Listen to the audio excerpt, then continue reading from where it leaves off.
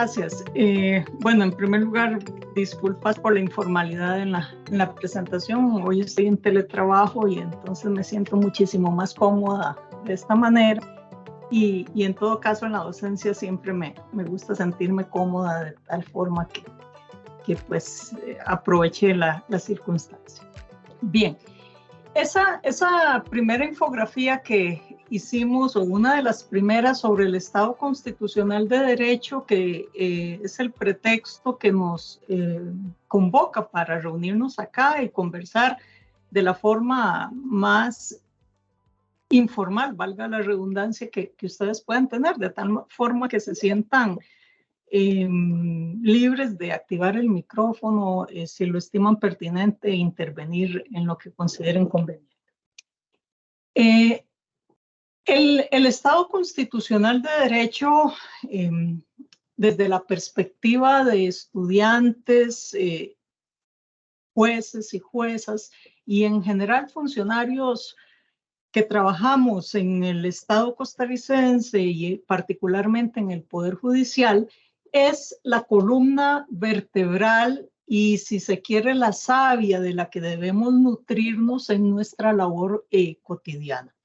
Uno podría empezar por hacer referencias meramente teóricas sobre la evolución de los modelos de control de constitucionalidad y, como lo habíamos advertido en la primera charla, cómo logramos pasar de un modelo concentrado de control de constitucionalidad a algo más, que es ese control de convencionalidad, en lo que todavía sigue existiendo polémica en nuestros países latinoamericanos, porque algunas cortes o algunos tribunales no aceptan ese ejercicio de control difuso de convencionalidad que nos compete a todos y que no es contrario, antes bien se complementa con el control de cada país en materia de constitucionalidad.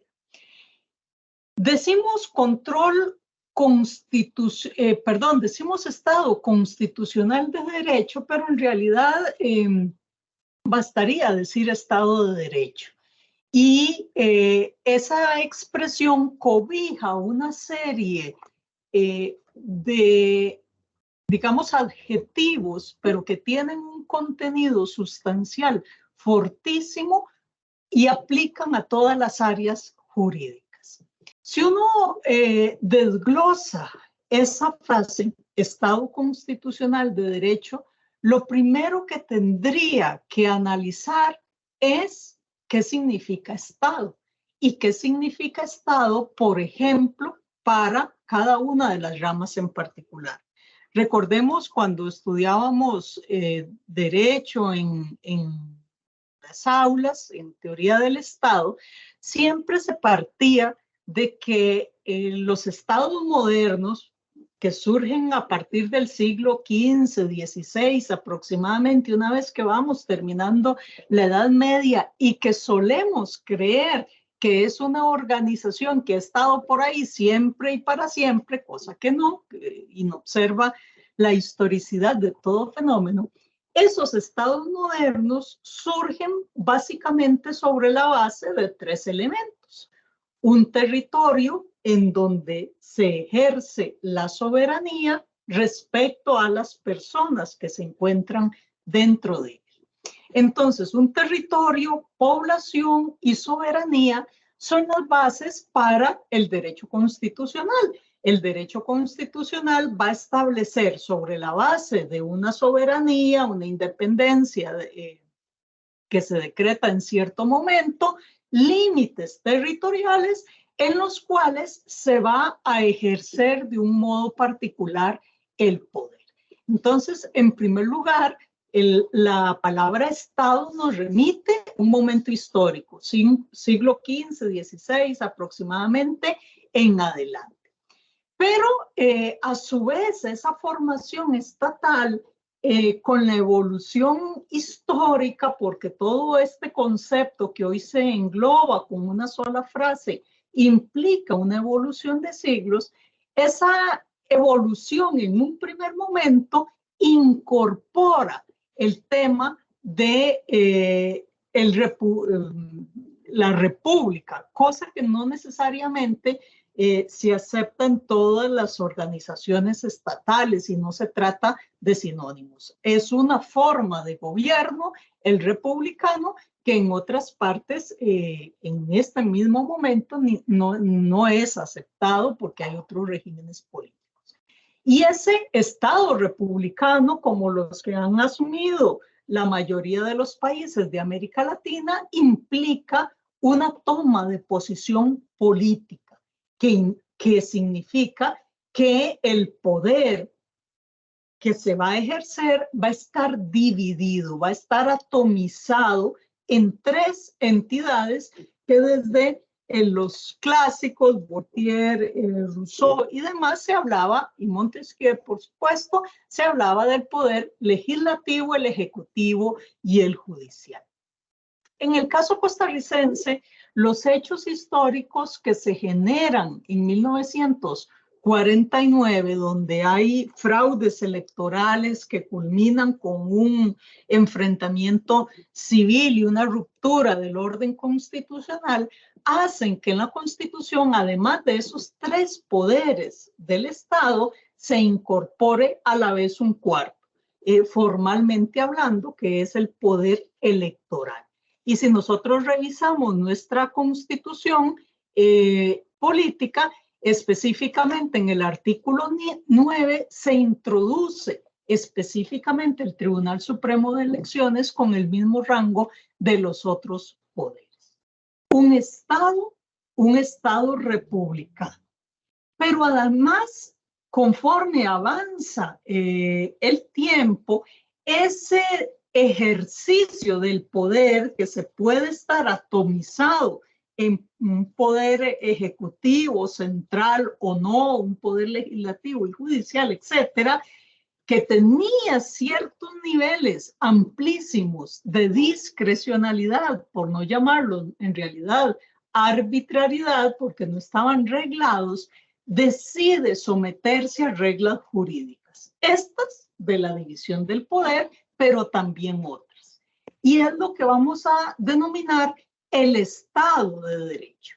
El Estado de Derecho en donde se produce ese fenómeno tan particular donde quienes detentan el poder crean a su vez las normas que los van a regular a sí mismos. Por supuesto que no se trata de un proceso consensual, lineal, sin conflictos y que hay pugnas de grupos y demás que logran generar esto que llamamos Estado de Derecho. Pero nos va a introducir en consecuencia al mundo jurídico, tanto en el sistema continental europeo como en el sistema anglosajón. Y el mundo jurídico es un mundo, si se quiere, permítanme la expresión, de fantasías o de dogmas. El dogma no es otra cosa que una creación en el deber ser, en el mundo de los conceptos, que se acepta por parte de toda la comunidad y se obedece por diferentes factores. No en vano, el método tradicional de análisis en el derecho, además de la hermenéutica y la exegética, tiene que ver con la dogmática, es decir, el desarrollo lógico de los diferentes dogmas. Y uno de esos grandes dogmas que forma parte del Estado de Derecho y que origina al Estado constitucional de derecho es que va a haber una cúspide de normas, de las cuales una va a ser la de mayor rango y todas las demás van a obedecer a ella. Por supuesto, ya estamos cercanos o cercanas al siglo XVIII, XIX, y ese dogma fundamental es lo que vamos a denominar la supremacía constitucional, que es la base del Estado de Derecho, porque con toda la construcción kelseniana se logra poner la constitución política a lo interno de cada Estado como la base, pero también la cúspide, y toda la normativa debe obedecer a esa constitución.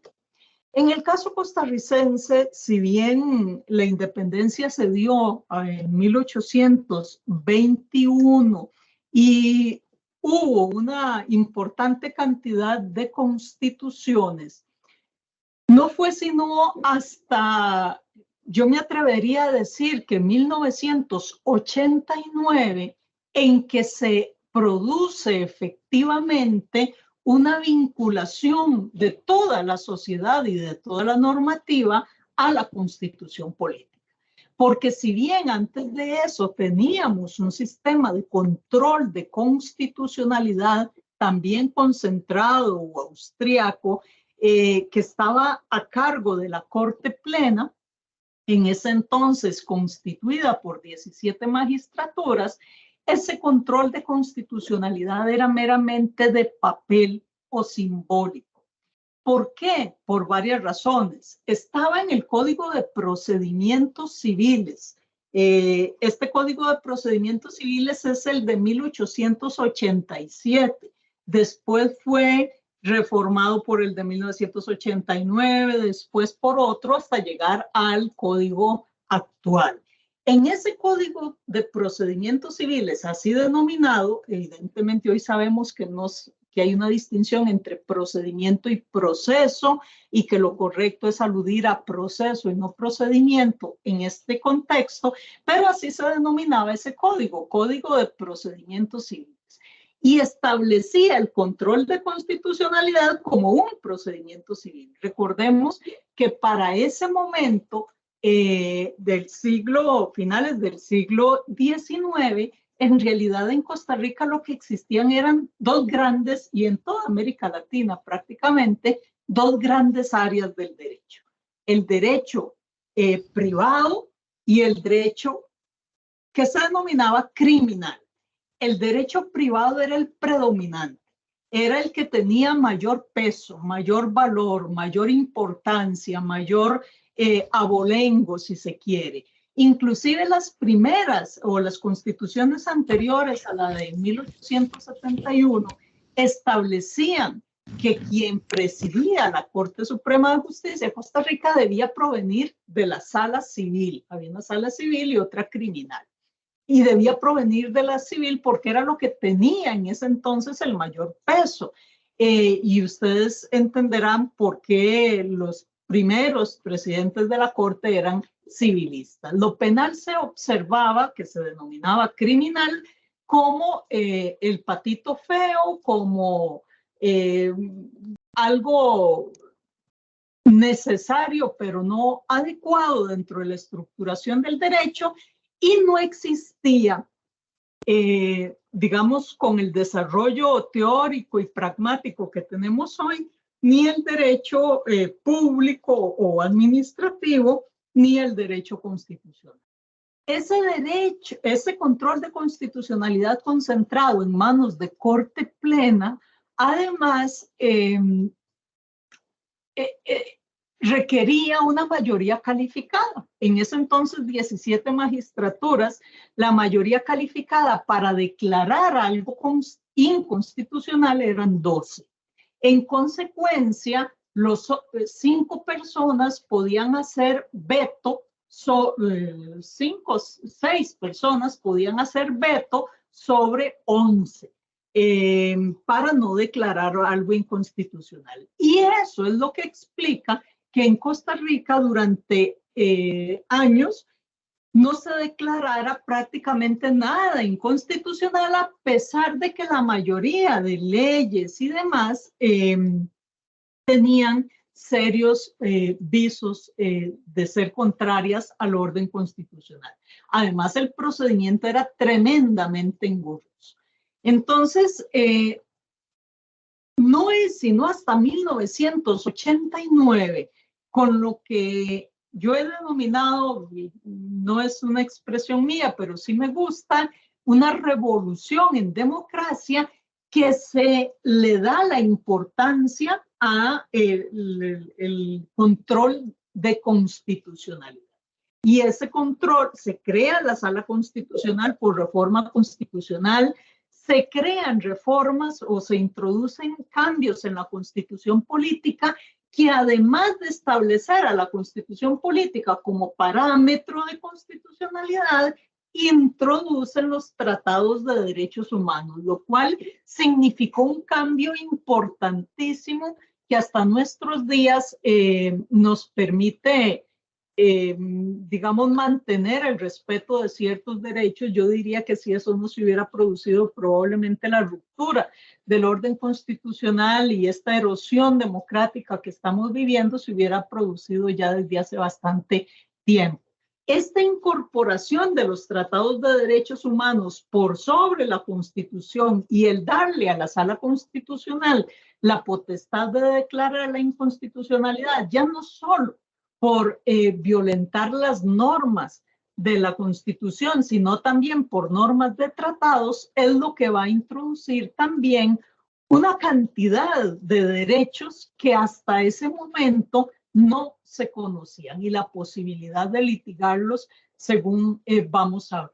Y además la introducción de procedimientos de constitucionalidad, en este caso sí de procedimientos mucho más sencillos, el amparo, el habeas corpus, que en ese entonces estaban en manos, con el Código de Procedimientos Civiles de 1887, estaban en manos de los antiguos juzgados penales, pasan a incorporarse a el ámbito de la Corte, de la Sala Constitucional. Se le da una mayor legitimación a las personas, inclusive por intereses difusos o colectivos, para plantear acciones de inconstitucionalidad a algunas instituciones claves, y se potencia ese respeto a la Constitución. Por supuesto que echa la ley, echa la trampa, decía Martín Fierro, y ese mayor poder constitucional que generó, digamos, toda una primavera democrática en muchos países de la región, y en el caso costarricense nos puso como ejemplo en el mundo por una serie de factores, la amplitud del control de constitucionalidad, los criterios de derechos humanos que se manejaron en esa primera fase del control de constitucionalidad efectivo, que yo la ubico de 1989 a aproximadamente 1994, que es la fase, digamos, más de progresista, de mayor efervescencia. En esos 5 años se logran muchas de las bases que hoy son las que permiten a la Sala Constitucional, con una conformación tremendamente conservadora que ha retrocedido muchísimo en muchos campos, mantener algunas de aquellas líneas que tienen una argumentación tan rica que ha sido prácticamente imposible dejarlas de lado. Todas estas discusiones de país que estamos teniendo en torno a las autonomías universitarias, las jornadas de 8 horas, el debido proceso, el derecho penal de acto y no de autor, la predominancia de los tratados de derechos humanos que permite incorporar otros modelos de familia para el derecho de familia, etcétera, etcétera, son posibles gracias a todos aquellos votos que se emitieron en ese periodo de 5 años que sentaron las bases de lo que sería después el desarrollo constitucional. Y la sentaron también que no han sido, o esas argumentaciones son tan profusas y tan sólidas que no han podido ser dejadas sin efecto.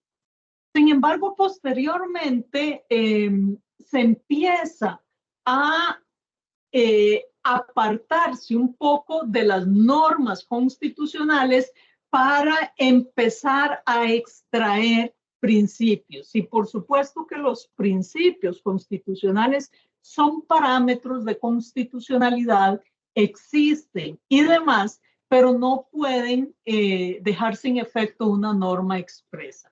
Y eso, por ejemplo, cuando estamos hablando de todo el tema de las autonomías establecidas constitucionalmente frente a principios como los relativos a la materia fiscal, pues genera una gran polémica porque se trata de la extracción, que es la creación judicial de un principio contrario, si se quiere, a las normas expresas. Pero a lo que quería llegar a este momento es que entonces vamos incorporando ya un Estado republicano, un Estado de Derecho y un Estado constitucional. Pero nos faltan todavía en esa evolución 3 elementos que son fundamentales, que con eso, si se incorporan todos, con eso estamos hablando de un Estado constitucional real, porque en realidad todos ellos están en la Constitución, pero cuando se explicitan así separadamente, es precisamente para darles un énfasis que se suele dejar de lado cuando solo se mencionan algunos adjetivos. Es decir, cuando yo solo digo un Estado, suelo estar refiriéndome a una organización tripartita o de 4 partes. Cuando digo un Estado de Derecho, el poder sometido a las reglas, pero no con una forma específica. Si digo Estado constitucional en Costa Rica en 2023, debería sobreentender que ese Estado constitucional es republicano, es democrático, es constitucional, es social, es multiétnico, etcétera, porque eso es lo que dice nuestra Constitución. Lo que pasa es que, como vamos a ver, no siempre todo ese contenido constitucional se acepta y se toma como modelo de actuación. Estado democrático, ¿por qué? Bueno, porque precisamente, y todo esto es desarrollo exclusivamente del artículo 1 del Código de la Constitución Política, que es la base, además de todo, para todas las materias. Si yo quiero hacer derecho penal, derecho de familia, derecho laboral, siempre tengo que empezar por acá, porque en virtud de la pirámide invertida de Kelsen es la base sobre la que debo montarme y sobre esa base preguntarme si hay tratados, porque es la Constitución la que los habilita, de derechos humanos que me permitan extender el ámbito de protección de esos derechos constitucionales. Estado democrático porque precisamente la forma de gobierno republicana a su vez incorpora nociones de una democracia formal. Una democracia formal implica que las decisiones se van a tomar por mayorías, que es lo que solemos tomarnos de las lecciones de cívica como democracia. Sí, pero eso no es lo único que implica un Estado democrático. Decisiones por mayoría, sí, pero lo más, tal vez la otra parte de la ecuación sin la cual esta no se explica, es que son decisiones por mayorías y respeto, y griega o sumadas al respeto, para no generar confusión, sumadas al respeto de la dignidad humana.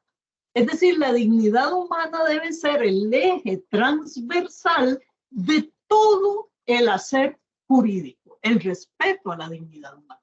Entonces, una decisión de mayoría jamás puede dejar sin efecto la dignidad de una sola persona, así esa mayoría sea multitudinaria.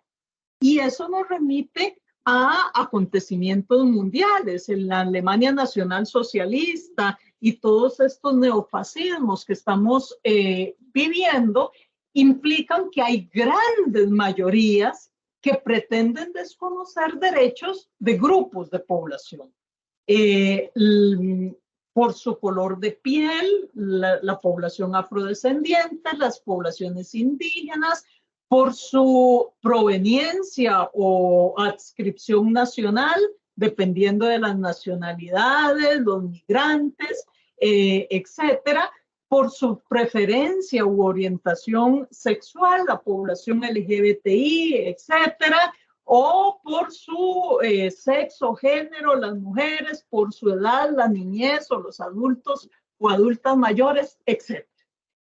Una decisión, así sea por una mayoría aplastante, no puede dejar sin efecto la dignidad de un solo ser humano. Y estos dos elementos de la ecuación son inherentes a la democracia. La democracia sí es un sistema de mayorías, sí es un sistema de medios, no de fines. El medio, la forma en la que se van a tomar las decisiones va a ser por consulta a las mayorías, tratando de extender la posibilidad de que todos y todas participen en la toma de decisiones, etcétera, etcétera, pero siempre con respeto a los derechos inherentes a cada ser humano, que es lo que implica la dignidad. Y ahí es donde se une todo el tema de derechos humanos. Por eso, en Costa Rica en algún momento se planteó por algún grupo la posibilidad de hacer un referéndum sobre el tema del matrimonio, hoy mal llamado porque ya es matrimonio secas, pero antes se le denominaba, porque no era reconocido, matrimonio igualitario. Y entonces se lleva el tema referéndum y la sala constitucional, aplicando aquellos primeros votos de los primeros 5 años, dicen, mire, un sistema democrático no puede someter a la decisión de las mayorías derechos humanos. No podemos sacar a referéndum si se aprueba la pena de muerte o no. No podemos sacar a referéndum si ciertas poblaciones tienen X o Y derecho, etcétera. Los derechos no son sujetos de mayorías.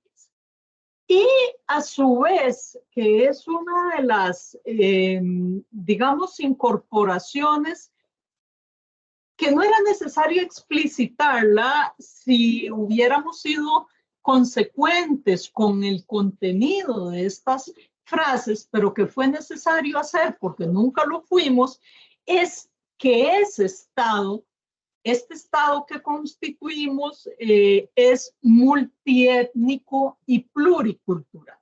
Y eso es algo que se nos suele olvidar. Hoy, gracias a los avances de la ciencia, de la biología, de los análisis de ADN, sabemos, a diferencia de lo que ocurría en los años 40 del siglo pasado, que existe una sola raza humana, que la raza, si queremos utilizar ese concepto que es absolutamente anacrónico, es una sola y es la humana, y que todos compartimos el mismo ADN, inclusive hasta muchísimas generaciones anteriores en la escala de evolución y demás. Entonces, aquel concepto de raza que se utilizaba antes en la biología positivista no es adecuado, pero eso no significa que todos provengamos de un mismo espectro cultural. Por eso se habla de multiétnico y pluricultural. Tenemos formaciones distintas, aún en un pequeño país como es en el caso costarricense, el nuestro. Y ese reconocimiento de la otredad como surgida en diferentes lados, todos y todas somos personas migrantes, si no lo hemos sido nosotros, lo han sido algunos de nuestros ascendientes, o lo podemos ser en cualquier momento, lo pueden ser nuestros descendientes, hacen que transmitamos un espectro cultural importantísimo que es diverso y que es plural y que no es el mismo de las comunidades afrocostarricenses, de las comunidades chinas, de las comunidades italianas o europeas que llegaron con la conquista y demás, y de todas las comunidades migrantes de las que somos parte. Entonces, esta introducción fue necesaria precisamente para, recientemente, en 2015, para incorporar todos los derechos de las poblaciones indígenas, que tradicionalmente han sido y siguen siendo sojuzgadas, son ciudadanos de segunda en el reconocimiento de sus derechos, pero a pesar de los aportes fundamentales que han hecho al país. Pero no solo de la comunidad indígena, aunque principalmente de la comunidad indígena y afrodescendiente. Y por último, este Estado constitucional es también un Estado social. Y esto es lo que se nos suele olvidar con mayor frecuencia. Cuando se produce la Segunda Guerra Mundial y cuando se pasa de la Liga de la Sociedad de las Naciones a las Naciones Unidas, se ve la necesidad de generar o de establecer las primeras declaraciones de derechos humanos. Generalmente esas primeras, para nunca más volver a caer en lo que ocurrió en la Segunda Guerra Mundial y en los genocidios y el Holocausto, etc. Esas primeras declaraciones e instrumentos de derechos humanos, recuerden que la declaración es simplemente una manifestación unilateral de un Estado, en tanto que los pactos o tratados ya implican no solo la manifestación unilateral del Ejecutivo, sino una ratificación del Poder Legislativo. Esos primeros instrumentos internacionales le dan énfasis fundamentalmente a las libertades públicas. Lo que se va a conocer como los derechos civiles y políticos. Y se le da un énfasis marcado precisamente por el momento histórico que se estaba viviendo. Por eso esa primera generación de derechos es lo que hoy se denomina derechos humanos de primera generación. Y se denomina así mal, digamos, para efectos pedagógicos, para hacer referencia al surgimiento histórico en cierto momento. Pero no quedó esa referencia de derechos humanos de primera generación, la referencia primero, nos hace pensar que es lo principal, cuando en realidad no. Una de las características de los derechos humanos es su interconexión. Por eso no es aconsejable utilizar la denominación de derechos de primera, segunda, tercera, cuarta generación, que hacen referencia a diferentes olas históricas de surgimiento de derechos humanos, pero que pueden hacer inconscientemente la alusión a que hay una jerarquía, que hay unos más importantes que otros. Bueno, los pactos o instrumentos de derechos humanos que se dieron en ese momento aludían fundamentalmente a las libertades civiles y políticas. Recordemos que estábamos en un mundo fundamentalmente bipolar, dicotómico en materias de teorías políticas. Por un lado, el liberalismo y por el otro, el marxismo. Y se consideraban, digamos, paradigmas yuxtapuestos. O se creía en la libertad o se creía en una mayor justicia social. Y se consideraban dicotómicos y contrapuestos. Hoy sabemos que son complementarios, que es necesaria la libertad para desarrollar una justicia social y que la justicia social puede terminar siendo un totalitarismo si no tiene la libertad. Pero en ese momento, pues no. Por esa razón, cuando se suscriben los primeros tratados, se le da prioridad a las libertades civiles y políticas sin las cuales no se garantizaban las demás.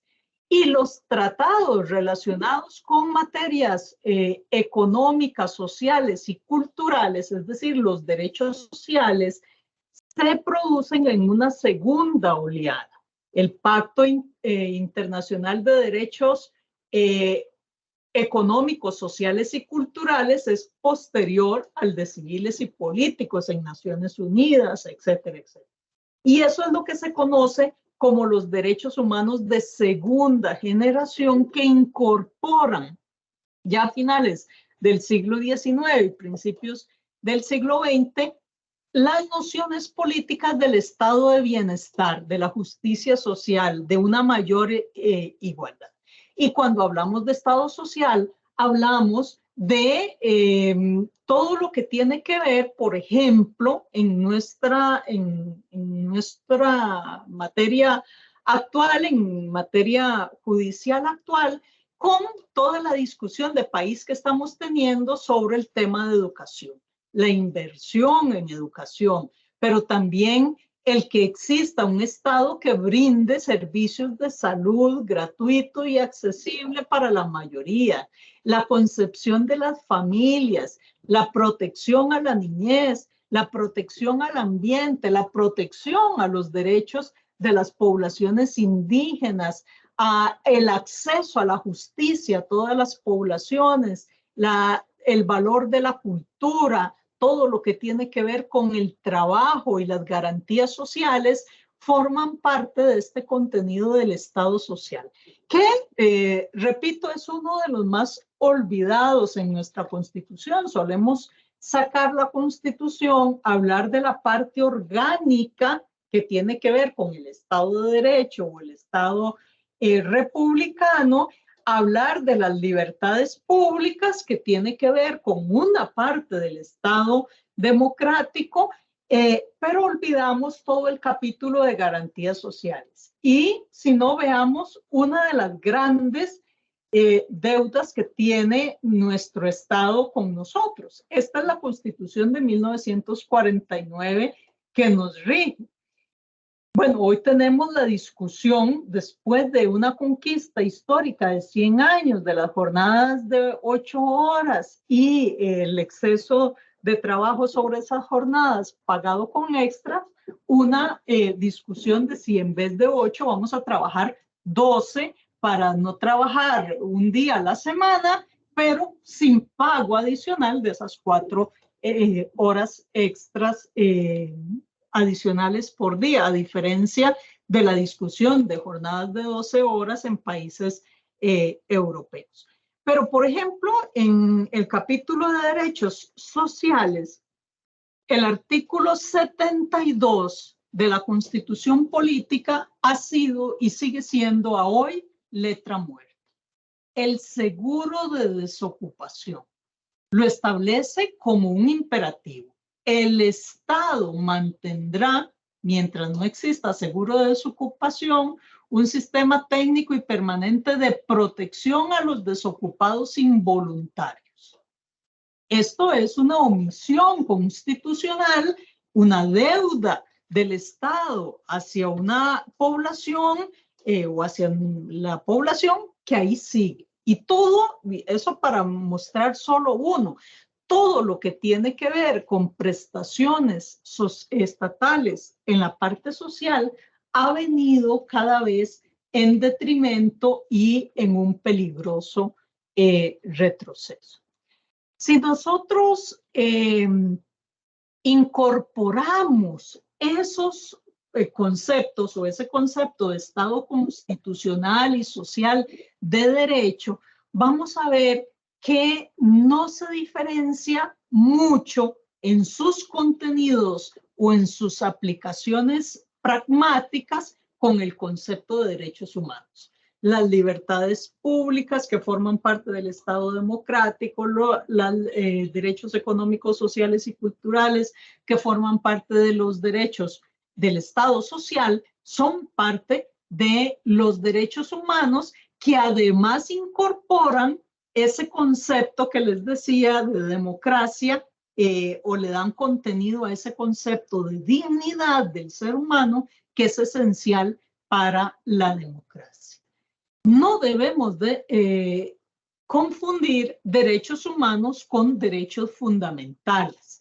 Los derechos humanos en la discusión dogmática tradicional, y digo dogmática adrede porque precisamente parte de dogmas normativos, no son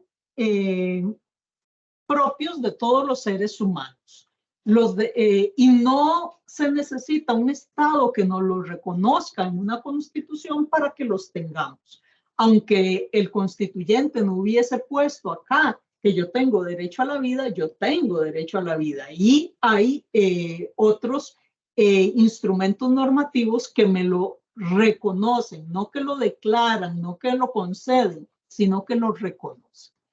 En tanto que derechos fundamentales es cuando esos derechos humanos inalienables que me pertenecen se incorporan a un modelo constitucional específico, en este caso el costarricense. Pero esos dos conceptos, aunque no son iguales, son complementarios. Todo el derecho convencional, el control difuso de convencionalidad que nos compete a todos y todas las funcionarias públicas, forma parte de los derechos humanos. Todo el control concentrado de constitucionalidad e indirecto de aplicación de esa constitucionalidad en nuestro trabajo cotidiano forma parte de los derechos fundamentales.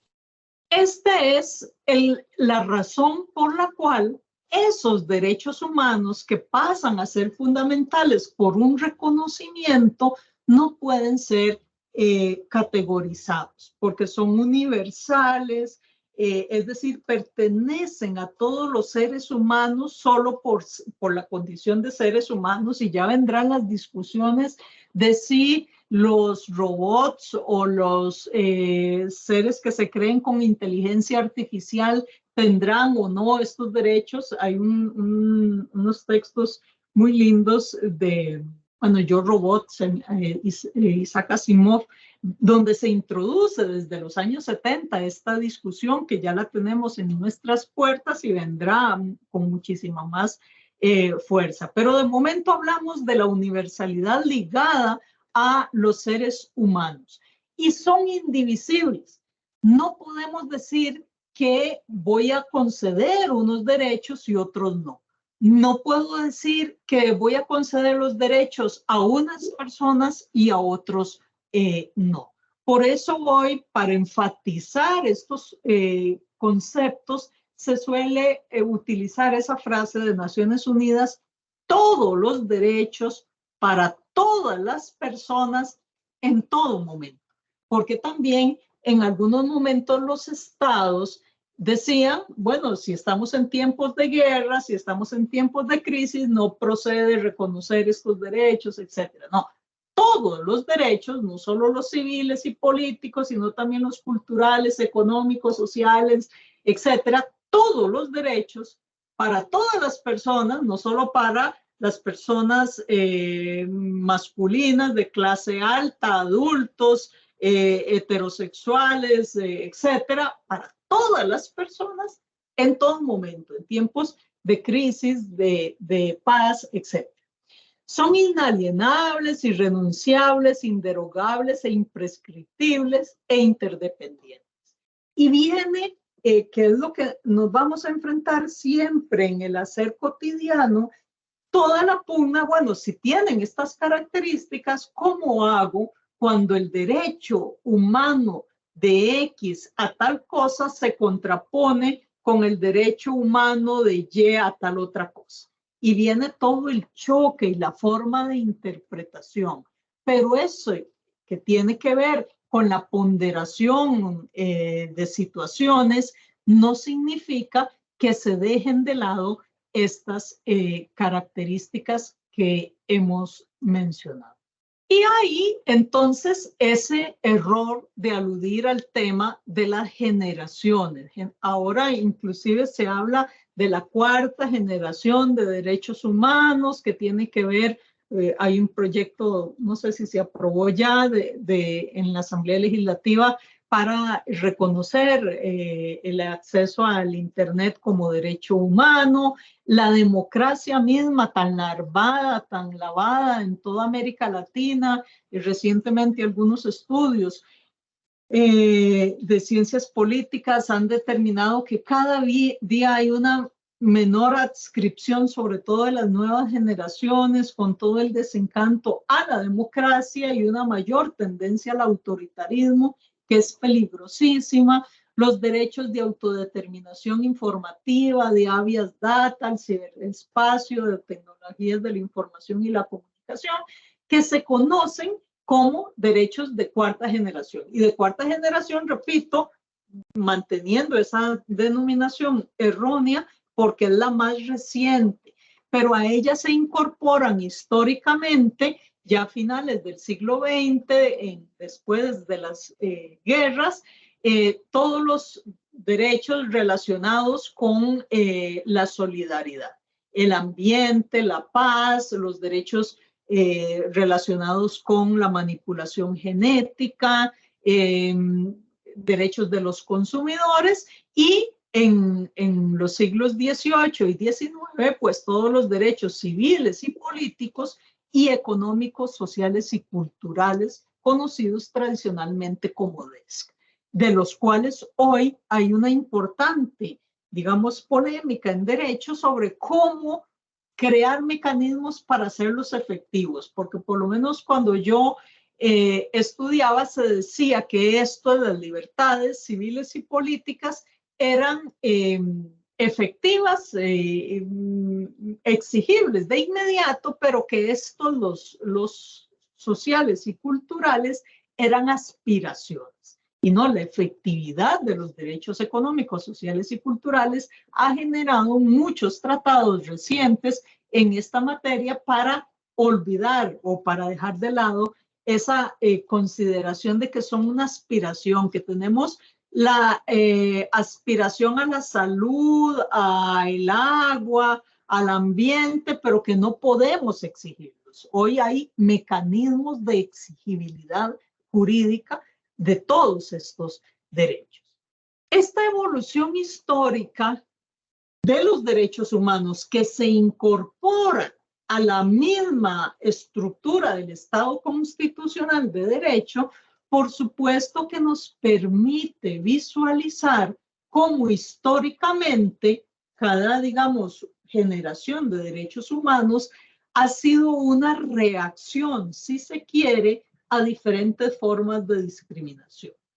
Por supuesto que fue necesario emitir tratados de derechos humanos que se incorporan a la Constitución en materia de racismo, en materia de derechos de la niñez, derechos de las mujeres, derechos de las poblaciones con alguna condición de discapacidad, porque en la práctica existía discriminación por estos factores. Si no la hubiera existido, bastaría aquella declaración genérica de los años 40 que se consideraba que comprendía todos los derechos.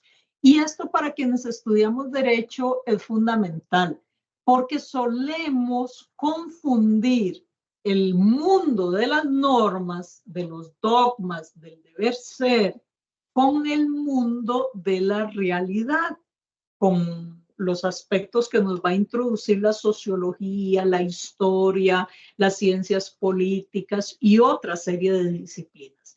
Y también solemos considerar que el mundo de lo jurídico es el mundo de la ciencia o es el único mundo que cuenta y dejar todos los otros posicionamientos epistemológicos o todos los acercamientos a la realidad que introducen otras disciplinas, la sociología, las ciencias duras, etcétera, como que si no tuviera relación con lo jurídico. En el conocimiento humano, todo tiene relación con todo. De la misma forma que no puedo hablar de derechos de 1, 2, 3 generaciones, sino que hay una interconexión, si queremos verlo como una red de derechos humanos, de esa misma manera, no puedo hablar de una disciplina del conocimiento como predominante sobre las otras. Todas las áreas del conocimiento son formas de acercamiento a una realidad y eso se nos suele olvidar. Por eso, uno de los grandes yerros que cometemos las personas que estudiamos derecho es olvidarnos de la historia, olvidarnos de la sociología, olvidarnos de las ciencias. Creemos el famoso chiste de los chistes de los abogados y las matemáticas y demás, cuando sí vamos no solo a necesitar a todas esas ciencias, sino que nos van a permitir entender de mejor forma y cambiar en lo que haya que cambiar también las normas jurídicas. Esa evolución histórica de los derechos humanos lo que nos muestra son las diferentes formas de luchas contra la discriminación o contra las diferentes formas de discriminación. El ser humano es un bichillo muy particular. En la evolución, inclusive no, se considera que hubo otras especies muchísimo más nobles que el Homo sapiens y demás. Pero bueno, tenemos esa fobia al otro,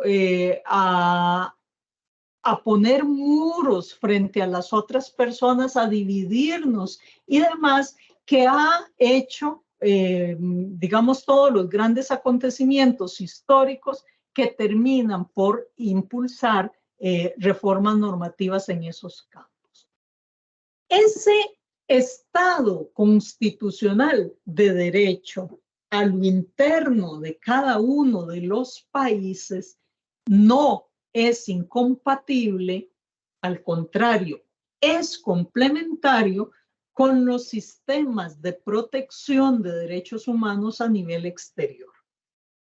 Producto en esa evolución de los mecanismos de globalización, solemos pensar con mayor énfasis que la globalización se produjo allá en 1989, cuando cayó el muro de Berlín, cuando se unieron las dos Alemanias, cuando se rompieron las fronteras en Europa. No, en realidad esa es una de las manifestaciones de la globalización que empieza desde el origen del mundo, desde que hay migraciones humanas, desde que los europeos vienen a América, desde que los europeos, sobre todo España y Portugal, se dividen América en aquel tratado de Tordesillas y dicen, bueno, esta parte es para España, esta parte es para Portugal, vienen acá. Esos intercambios implican formas de globalización y de visiones interculturales que terminan generando colonialismos. Se lleva evidentemente una cultura que se considera predominante y se arrasa con las manifestaciones culturales de otros pueblos con los que no se comparte esa visión. Pero bueno, lo que quería decir es que la globalización que se potencia en 1989 con la ruptura digamos, el mundo bipolar, a su vez genera una globalización jurídica y hace que pasemos de aquel sistema bipartito o dualista en donde había un mundo jurídico interno totalmente independiente del mundo jurídico externo del derecho internacional, que no se hablaban, que no tenían relación, que si se firmaban tratados de derechos humanos no eran exigibles al interno de cada estado, a pasar a un sistema monista, en donde el derecho interno se integra al derecho internacional y se generan tratados. En la Convención de Viena del Derecho a los Tratados del 69, que Costa Rica ratifica hasta el 94, donde se dice, no, mire, en el momento en que usted firma un tratado de derecho internacional, debe cumplir. Y se genera una interrelación entonces de los estados constitucionales con un orden mundial. Un orden que primero es regional, africano, europeo, americano, en alguna medida ha costado más asiático, etcétera, donde se integran los ordenamientos y dice, bueno, para pertenecer a esta región debe cumplir ciertas reglas. Primero, relacionadas con fronteras. Segundo, relacionado con comercio, pero después se extiende a temas de derechos humanos. Y termina en un sistema universal, que es el de las Naciones Unidas, aplicable a todo el planeta tierra. De hecho, esta visión, digamos, unitaria de los sistemas de protección internos, regionales y universales ha hecho que uno de los grandes teóricos del derecho constitucional y del constitucionalismo democrático moderno, Luigi Ferrajoli, hable de una constitución de la tierra. Es decir, así como fuimos pasando de que el derecho interno no se hablaba con los tratados, y así como nos hemos ido integrando y ya un tratado suscrito por Costa Rica puede cambiarnos la constitución, si Costa Rica siguió las reglas establecidas en la misma constitución para aceptar ese tratado, de esa misma forma debemos pensar, nos dice Ferrajoli, en un orden mundial, en un orden de la tierra en donde se creen poderes legislativos, ejecutivos y judiciales. Ya tenemos un sistema judicial universal en materia penal exclusivamente, que es la Corte Penal Internacional, que va a juzgar delitos de todo el mundo en ciertas condiciones.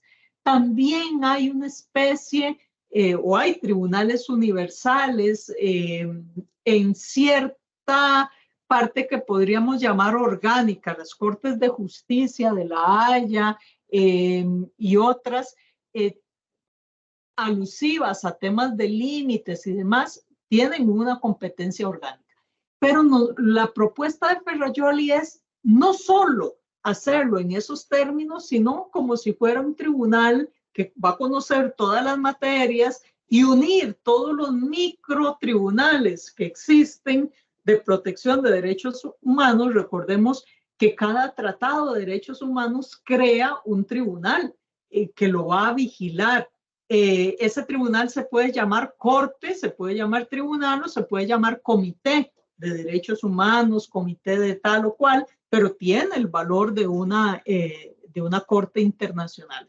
Unificar todo eso como si fuera una corte universal, dividida por materias y que tenga competencia en todo el planeta, en el ámbito judicial, pero también crear un organismo reglado para que emita tratados a nivel universal en todas las materias, como si fuera un poder legislativo, y crear un poder que vigile el cumplimiento de esas reglas como si fuera un poder ejecutivo.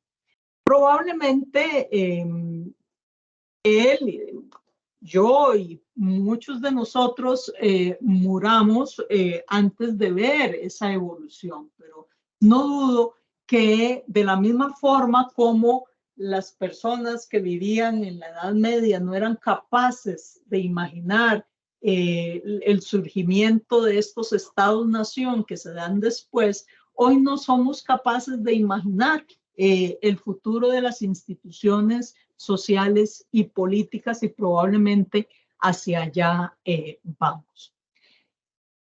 Bueno, esos son los mecanismos de derecho internacional que ya hemos mencionado: derecho penal internacional, derecho internacional de los derechos humanos y derecho internacional humanitario como formas de generar ese mecanismo jurídico. Último, esa estructura y por último que tenemos se concreta entonces en el caso costarricense de este modo. Esta es nuestra estructura de Estado constitucional en Costa Rica. Un poder ejecutivo, legislativo, el pueblo, en virtud del cual se incorpora todos los mecanismos de democracia ya no representativa, sino participativa, un poder judicial y un poder electoral. Además, esta constitución nuestra, en particular para el caso de Costa Rica, incorpora un mecanismo que es diferente al de muchos otros países, que es atomizar el poder. Recordemos que producto de los eventos de 1948, la concentración de poder que existió en ese momento en manos del Ejecutivo y del Legislativo generaron una profunda desconfianza que hizo que en el texto original de 1949 y después en las sucesivas reformas constitucionales se tendiera a atomizar el poder aún dentro de los diferentes poderes estatales.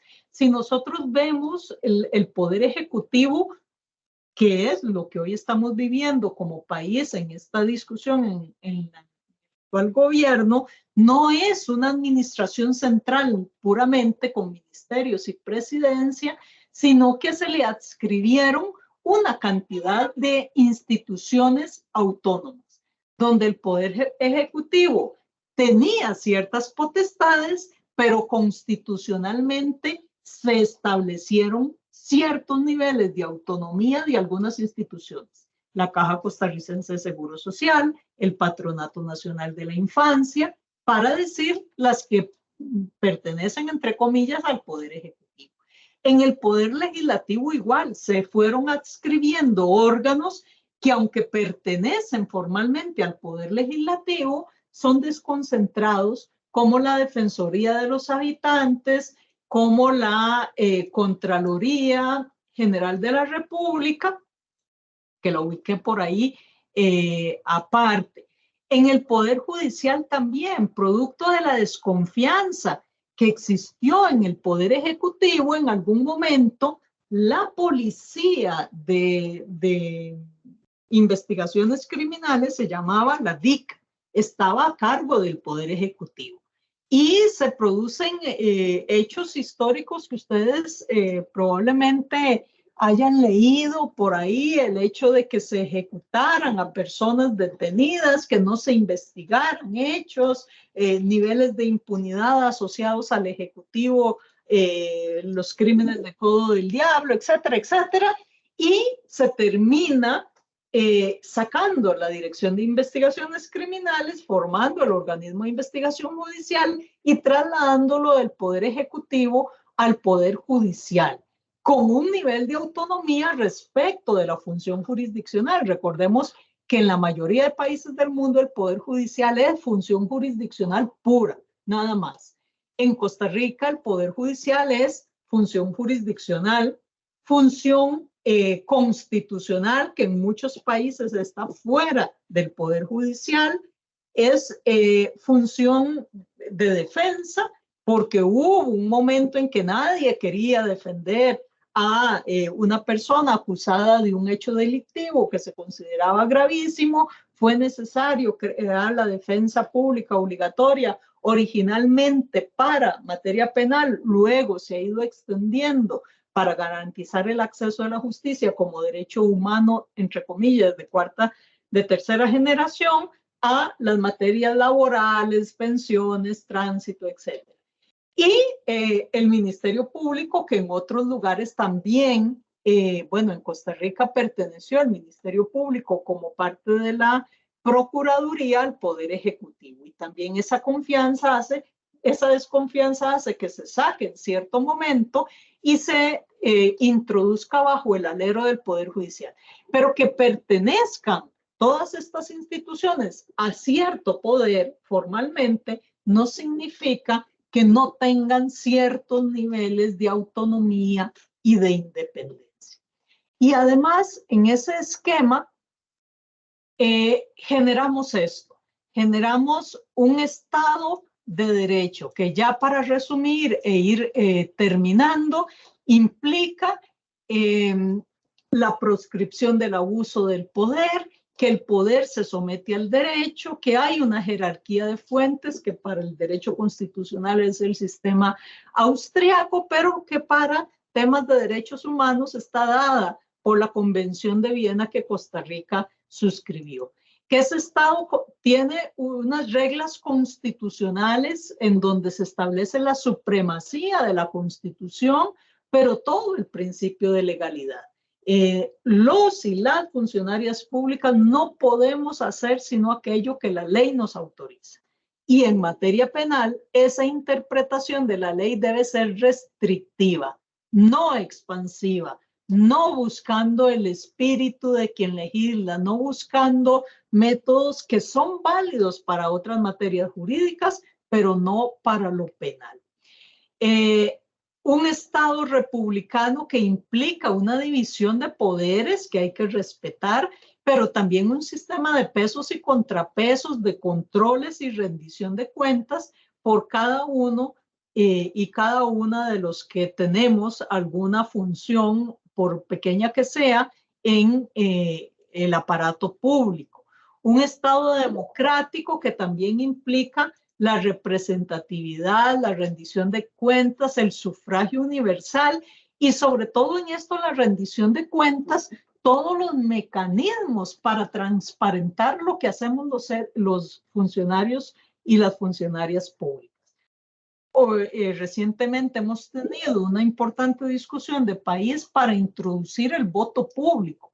Hay todavía segmentos del funcionariado público que quiere tomar decisiones como funcionarios o funcionarias públicas sin dar cuenta a los demás de lo que está haciendo, ni por qué lo hace, ni cómo lo hace. El voto público en el funcionariado público forma parte del Estado democrático, específicamente de la rendición de cuentas.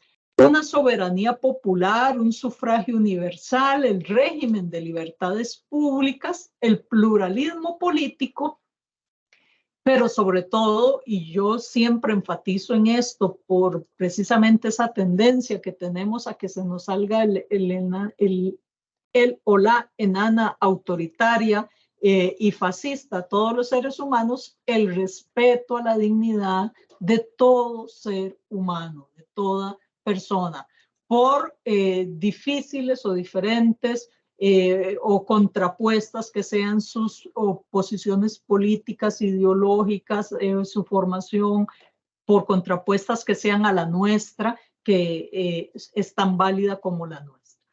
Y un Estado social que se nos suele olvidar y que es tan importante como todos los demás. Yo en algunas discusiones que suelo tener con amigos y amigas liberales a ultranza, yo les decía, bueno, si liberales y de izquierda fuéramos tan respetuosos todos del Estado constitucional de derecho, los liberales serían bastante sociales y los de orientaciones de izquierda o sociales serían bastante liberales, porque el modelo constitucional en crisis es un equilibrio y es un balance. Toma partido por libertades, toma partido por sistemas específicamente económicos, político-económicos capitalistas, garantiza la libertad, la propiedad privada, obliga al Estado a indemnizar cuando se elimina la propiedad privada, que es la esencia, digamos, del sistema capitalista, la libertad de contratación, etcétera. Pero también tiene un Estado social que por muy liberales que sean las personas, también deben visualizarlo si no quieren y respetar el derecho de la Constitución. Y tiene que ver con todo lo que hemos dicho de educación, de salud, pero también de tributos. La necesidad de tributar implica que quien tiene más va a aportar para el bienestar colectivo. Y todos vamos a tener cierto nivel de obligación tributaria para un bienestar colectivo que se va a traducir en que el Estado pueda financiar programas de educación, programas de salud, acceso a la justicia, cuidado de la naturaleza, respeto a las poblaciones, etcétera, etcétera. Es ese equilibrio, equilibrio inestático, equilibrio débil, porque en cualquier momento se puede romper, lo que debemos tratar de fortalecer y lo que estamos obligados a vigilar a través de nuestro trabajo. Cuando somos trabajamos en la judicatura, en la defensa pública, en el ministerio público, somos garantes de los mismos derechos. Porque sea fiscal, porque sea defensor, porque sea juez o jueza, o porque tenga cualquier otro puesto en la administración de justicia, no le exime de violar derechos. En una democracia, hasta el ente acusador es el mayor garante de derechos humanos de toda la población. De tal manera que, y por supuesto, que si no trabajamos en el sector justicia, sino que nuestra función va a ser como estudiantes futuros que desean insertarse en el área de litigio, garantizar los derechos y las libertades públicas, las sociales, etcétera, a través de los mecanismos de acceso a la justicia. Bueno, eso era en términos generales las ideas que quería transmitirles. Perdonen por la perorata, se me extendió más de la cuenta. No sé si tienen alguna duda, pregunta, comentario que quieran compartir y les escucho. Doña Rosaura, en el chat no tenemos consultas, pero bueno, aquí tenemos ya manitas levantadas. Doña Valeria, adelante. Permiso, un placer conocerles, primero que todo. No sé si mi pregunta estaría mal planteada, pero es que ella habló con respecto al artículo 9 de la Constitución Pública, ¿verdad? Perdón, política. Y ella indica que son 4 poderes, pero el profesor en Derecho Público nos ha indicado de que no son 4 poderes, entonces me quedé así con eso, o sea, son 4 poderes, no son 4 poderes, o simple y llanamente tiene la capacidad de un cuarto poder y no se le llama cuarto poder. Es la única duda que tengo en este momento. Gracias. Sí, en realidad, bueno, en la Constitución Política se habla de 3 poderes distintos e independientes y luego, por una reforma que se introduce en 1975, recordemos que ese primer párrafo de los 3 poderes es el texto original del 49 y es hasta 1975 que se le reconoce al Tribunal Supremo de Elecciones el rango de poder de la República. Dice con el rango e independencia. El que tenga el rango y la independencia significa que tiene las características sustanciales de un poder, es decir, que en la práctica es uno de los poderes del Estado y tan es así que hay materias que son competencia exclusiva del Tribunal Supremo de Elecciones a las que inclusive la Sala Constitucional no puede intervenir. La pregunta permite introducir una discusión que puede tener, digamos, más efectos teóricos, es decir, entre si sustancialmente es un poder o si formalmente lo es.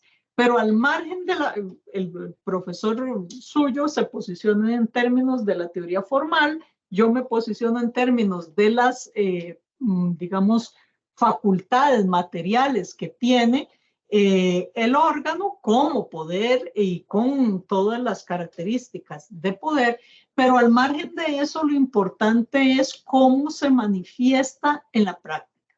Y en la práctica se manifiesta como un poder de la República. En periodo de elecciones, la fuerza pública que tradicionalmente está adscrita al poder ejecutivo se pone al servicio y al mando y bajo la tutela del Tribunal Supremo de Elecciones, en un acto que de momento o durante toda nuestra vida en la Segunda República ha sido un acto meramente formal, pero que podría no serlo si se requiriese para proteger el resultado de las urnas.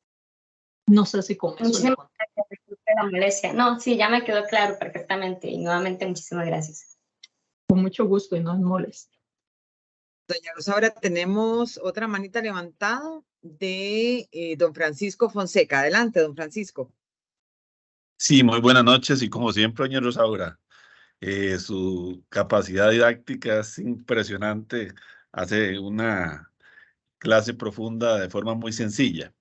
Mi pregunta es la siguiente, a pesar de toda esta evolución histórica que usted nos llevó, ese gran recorrido, y cómo efectivamente los derechos humanos han ido evolucionando. ¿Usted no nota una tensión extraordinaria en relación al derecho procesal y al derecho penal, donde pareciera que por un lado los derechos humanos sustantivos tienen un desarrollo y cada vez más los procesos procesales, o más bien los sistemas procesales y penales tienden a procurar una mayor severidad, incluir, por ejemplo, causales de prisión preventiva, como por ejemplo la reincidencia, etcétera? Es decir, un más bien retroceso de lo que es la materia penal, totalmente contraria a la evolución de este sistema, digamos, casi que global que se está procurando de derechos humanos. ¿Cuál sería su criterio al respecto?